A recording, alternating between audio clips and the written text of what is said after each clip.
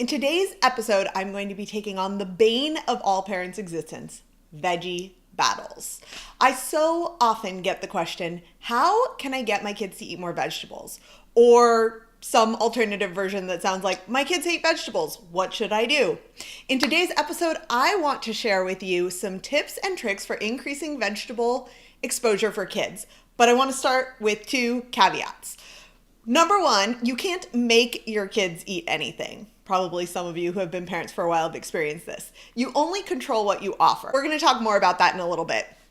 Number two, my advice that I'm giving today is from the perspective of a mom and natural food chef with average picky kids. Meaning they have their own tastes and preferences, but they don't outright refuse vegetables. While my goal is to make this advice as useful and applicable as it can be for as many situations as possible, if you have a child with extreme food anxiety, these may not be the best tips for you, and I highly recommend working with a feeding professional in cases like this. All right, enough caveats and enough framing things, let's dive in. Can I be honest? I've sort of been avoiding this topic because I don't necessarily think that my kids are fantastic at eating vegetables. They have a few they like, but there are others that they won't touch at all. And I've been thinking a lot about this because I get the question so often. And you know what I realized? The fact that my kids aren't great veggie eaters naturally is what makes me a great person to cover this topic, because I am all of you. I don't have magical kale munching unicorn kids, but rather I have average kids with average levels of pickiness. And just to normalize this, it's not rare for kids to be less than enthusiastic about vegetables. Preference for sweet has been a key factor in human evolution. This preference for sweetness is what led us to ripe fruits that were more calorie and nutrient rich than non-ripened fruits. You can imagine that that was useful when there was a very limited season for things and we needed to find the most calorie heavy foods. Also, you need to look no farther than packaged foods to see that we, as modern day people, love sweet and salt and fatty flavors.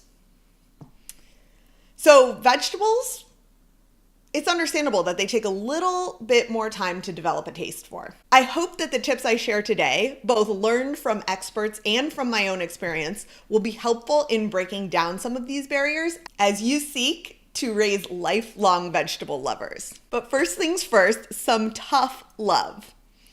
Kids eating more veggies starts with you. You as the parent. Now, I know that there are lots of people that don't like the comparison between kids and dogs, but go with me for a minute here on an example that I had from when I was training my puppy to do all the things that you expect your dogs to do. And one of the things they told us over and over again in class is that training was only as good as the owner. That our consistency as the owner of our pets was key in our pets learning and keeping the skills that we were learning in class. While I'm not saying that your children are dogs, what I am saying is that the same is true for teaching our kids to love vegetables. Wanting them to love vegetables, cajoling them and nagging them into loving vegetables is not what's going to work here. What works is consistently showing up, putting vegetables in front of them, and holding your ground. So back to the veggies. How does it start with you? Number one, you are in charge of your children's exposure to vegetables. Number two, kids mimic the behaviors that they see.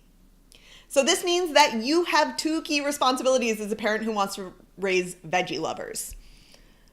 Number one, you keep offering vegetables even when it seems hopeless, even when they haven't eaten the broccoli for the 30th night in a row. Secondly, you need to eat your vegetables and let them see you doing it. And I'll say that again. You need to keep offering vegetables even when it seems hopeless. And number two, you need to eat your vegetables and let them see you doing it. And I can tell you that this works because of my own experience in raising kids who didn't just magically love vegetables from the get-go. So let me share a couple of examples with you just for encouragement. So my older son, who is now almost 5, he loves things like bell peppers and cherry tomatoes. He'll sometimes eat cucumbers. I'm trying to think what other vegetables he loves. He really likes avocado. never mind that lots of these things tend toward the sweet side and are technically classified as fruit. They are vegetables in our house, and you get to decide what a vegetable in your house is too. But he has never loved things like lettuce and broccoli and cauliflower and those kinds of things. So recently he told me that at school they've had raw broccoli and he likes that. And it was so funny because it was this light bulb moment for me in that I actually hate raw broccoli. So I never ever serve it. So this is where my preferences are coming in, that I don't serve that because it is not a food that I prefer. Interestingly, so he tells me he actually likes raw broccoli, and I started serving it, and lo and behold, the kid does like raw broccoli, which you'll know as a parent is sort of amazing when what they say, they actually follow through with action. And I've just been amazed, and my eyes have really opened at this idea of the power of serving things in different ways than maybe we even like them or expect our kids to like them. So that was lesson number 1. Lesson number 2 is something I shared recently on Instagram. My little guy, who is almost 2, has never liked avocado. From the day he first tasted it, he has made the most disgusted face when it comes to avocado. I keep putting it on the table. He knows what avocado is. He will even ask to have it put on his plate, and every single time he puts it in his mouth, he makes a face. I did share in my Instagram post that one of my things as a parent has been that I have had to quell my instinct to label him as an avocado hater, mostly because as a California born and raised kid, I think it's kind of funny for someone not to like avocado. It's so delicious what's not to like. But the reason I have worked really hard on not labeling him as an avocado hater is because I don't want him to make that part of his identity. I want him to keep showing up and trying it and making a face if he doesn't like it and moving on. So the other day, avocado on the table, big guy decides that he wants some avocado. Little guy also decides he wants some avocado because he wants to do whatever his older brother does. We were also having ranch dressing at this meal, which is a strategy we can get into later for serving vegetables, but I serve it with something they love. And he took the avocado. I was talking, having a conversation with my older guy. I turn around and this guy has taken avocado on a spoon, dipped it into ranch dressing, ingenious if you ask me, and was eating it and enjoying it. And this is part of why I wanted to talk about getting your kids to eat more vegetables today, because I think that I have read in the research, but also seen firsthand the power of continuing to offer the same thing over and over again, of normalizing its presence on the table, and of allowing your children low pressure situations to try the same thing over and over again. Now that we've laid the baseline, here are some guidelines to increasing veggie exposure to your kids and to yourself. So the first really easy thing that you can do to increase veggie exposure is to serve veggies alongside things that your kids are already eating. My kids really like their vegetables separate. I tried to include broccoli with tortellini and tomato sauce the other day. That was not a hit. But I tried, and the broccoli was there, right? So instead, what I do is chop up a bunch of veggies at the beginning of the week. I store them in containers in the fridge, and then I put those out at the table with our meals, and I allow my kids to select whether they are going to enjoy them with the other foods they're having or not. The second way to increase veggie exposure is to have veggie-focused snacks with favorites like cheese or a dip. So we are a big fan of cheese platters in our house. I'll share some of those on Instagram this week as a means for snacking. And I think the combination of like some crackers and some cheese and some sliced red bell peppers or sliced cucumber and maybe some ranch dip or guacamole or something that I know my kids will eat goes a long way to having them see the vegetables and often selecting vegetables in addition to other things that they really like. These snacks are another way that those pre-cut veggies really come in handy. The third thing is to focus on small portions at first. So most of our meals in our house are served family style. I will be talking more about that in upcoming episodes. But if you don't serve family style, if you put things on your kid's plate, there's a lot of anecdotal evidence that smaller portions go a long way to not overwhelming our children about choices that they don't yet feel confident in, and instead allowing them to feel like they can explore it just a little bit. Maybe they'll lick it today. Maybe they'll take a tiny little bite of it.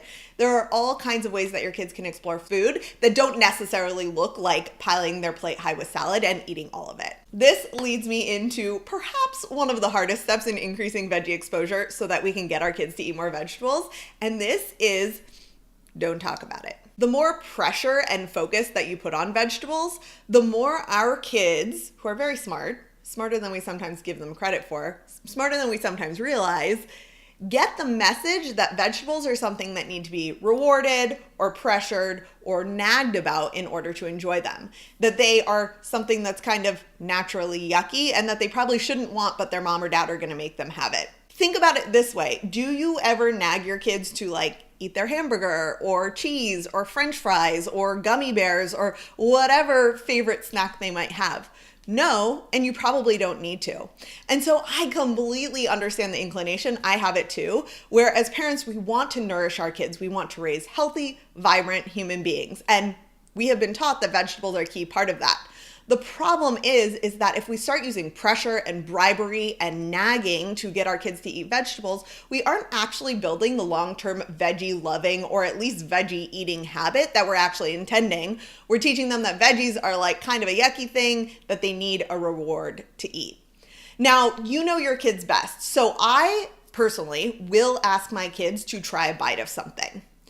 Mostly because sometimes they'll just ignore things on their plate completely while they are distracted by other things. That said, if you have a really picky kid or a kid who doesn't respond as well to being asked that, then sometimes the best thing you can do is just put the food in front of them and not talk about it at all. I know I'm forever talking about my conversation with Natalia Stasenko, but I am going to link to her episode again because she has this amazing example in that episode where she talks about if you had a work colleague over for dinner, you wouldn't put food out and then be like, hey, do you want some broccoli? Do you want broccoli? How about that broccoli? Would you like to try some broccoli now? And she suggests, and I have seen evidence in my own house, that it is such a powerful thing to put the food there, to not talk about it, talk about everything else, and to let our kids have their own exploration and relationship with vegetables. This is a long game. We are building long-term healthy habits, and it doesn't happen through short-term strategies and tricks and those kinds of things. So I just encourage you to remember that this is a long game, that you want to build a lifelong healthy relationship with vegetables, and that one of the ways to do that is to offer them and to reduce pressure. Another thing that I like to do is to start with veggies I know my kids like and really build from there. So another story that many of us parents seem to have in our head is that our kids need to eat all of the varieties of vegetables, that they need to love everything. Otherwise, we have not been successful as parents, right? I know that seems dramatic, but somewhere in our heads, this story really circles. But the thing I've really been working on is accepting that my kids are human beings who have their own tastes and preferences and that they like certain things more than others. And that by exposing them more often to the veggies they like gives them this healthy baseline. I know that they've gotten lots of nutrients. And then anything else that they eat on top of that, things that I might not have expected, is really additive. Raw broccoli being an example. Or when I serve a salad with dinner, I love to serve like a big salad with chopped up ingredients that they might like on top and let them select some of those in the hopes that they might also be exposed to some of the lettuce that they're not as apt to try on their own. And I'll share some pictures of that on Instagram this week too. Another way that I love to increase exposure to veggies, because remember, our job as parents is to give consistent exposure, not to make them eat them. One way that I like to do this is to let kids play with their veggies. So this is something that was introduced to me by Melanie Potok. She has an amazing book called Adventures in Veggieland that we have at our house. And she has all kinds of cool suggestions for letting kids play with their vegetables and have fun. And what she says, and what I have really found to be true with my children, is that when they are playing with them, it naturally increases their exposure and may even increase their curiosity about trying it. So another recent example in our house is that from her book, she has these like sheep that you can build with raw cauliflower. So I had a raw cauliflower head, I cut it into florets, and she uses like toothpicks, but I think we kept ours together with cream cheese. So my kids love cream cheese. We took the cauliflower florets and we built our own sheep, holding them together with cream cheese. All of a sudden, I turn around and both of my kids are eating bites of raw cauliflower. This is another example of something that I would never think to offer and probably would never eat myself. And they were having so much fun in doing it. Now, that hasn't necessarily translated into like tons of eating cauliflower in the long run, but I consider even these small steps of being more comfortable with a food a big step towards eventually building the habits around eating lots of fresh vegetables. So the next step is actually to then make recipes with this food. So we then took half of that cauliflower and we used Melanie's recipe for caramel corn roasted cauliflower. It's basically coconut oil, little chopped up cauliflower, and some maple syrup. And I think there was some cinnamon and salt too. Roasted that in the oven. It was really cool because it had this natural sweetness from the maple syrup and the roasted cauliflower. And my kids thought this idea of caramel corn made out of cauliflower was so fun, and they ate it right up. Now, there is a good chance that you will try this with your kids and they may not try the cauliflower roll they're making the sheep, or they may not want to eat the cauliflower caramel corn. That's okay too. The fact that they now know what cauliflower looks like, that they're a little bit more familiar with it, might help them connect with it in the future when you continue to offer it on the table. And I know I sound like a broken record, but you do need to continue offering it on the table. This is the key to all of this veggie exposure stuff.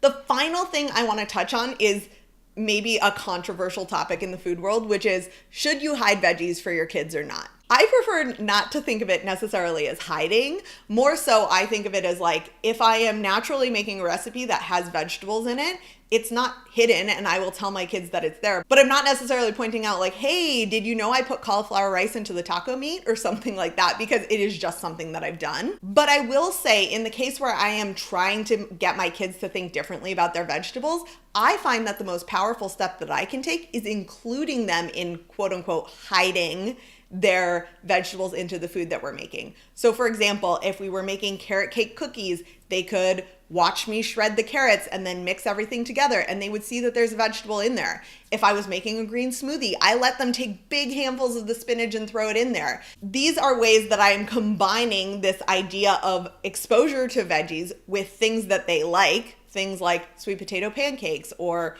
cauliflower caramel corn or green smoothies that are loaded with chocolate and coconut milk, right? That I'm giving them the chance to enjoy vegetables in a form that's enjoyable to them. And I think that's one of the big things here is I would just encourage you to think like, you don't like all vegetables, probably. I love vegetables and I still don't like all vegetables in all their forms. I've given some examples of that here today.